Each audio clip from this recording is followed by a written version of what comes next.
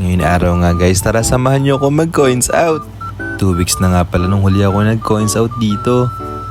Mula nga nagkaroon ako ng computer shop, hindi ko na pinoproblema ang pambayad ng kuryente at tubig. Dito ko na nga siya kinukuha at computer shop nga pala guys ang isa sa mga business ko.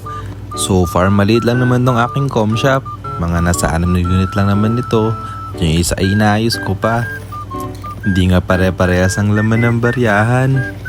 Yung iba meron, yung iba naman konti lang. At ang setup nga pala ng computer ko dito, pag naghulog ka nga pala ng barya, automatic na bubukas yung electric fan. Ako nga na nag-setup ng ganyan sa tulong ng YouTube University. Pag naghulog ka nga ng barya, pag nagbukas na yung computer, automatic na mag-open din yung mga clip fan.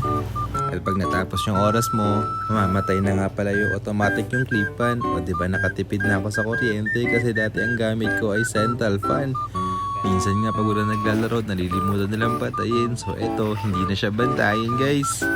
Nagustuhan ko na nga tong ganitong konsepto ng PisoNet kasi dati yung computer shop ko kailangan pabantayan.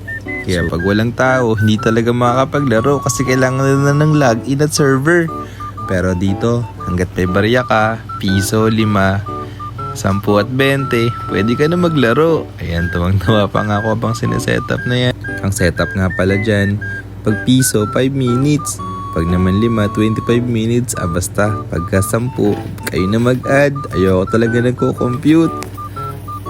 Pansamantala guys, ayan muna ang setup ng com shop natin. Kasi paparenovate natin ito pagka nakaluwag-luwag na sa schedule yung panday.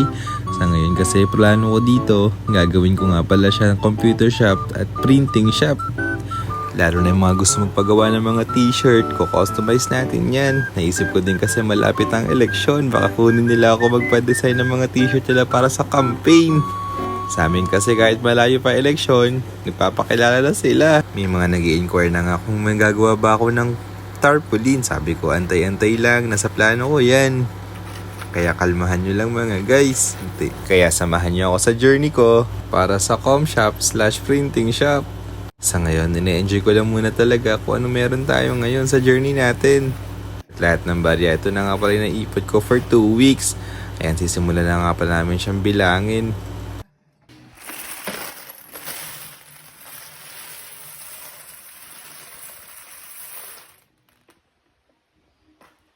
At dahil konti lang naman yung mga barya, natapos na kami magbilang, pinagsama-sama lang pala namin yung mga tigpa 5, 10, 15 at 20. Bawat supot nga pala guys is tigpa 500. At habang nagbibilang kami ng barya, hindi pa kami tapos. Meron tumatawag sa CCTV.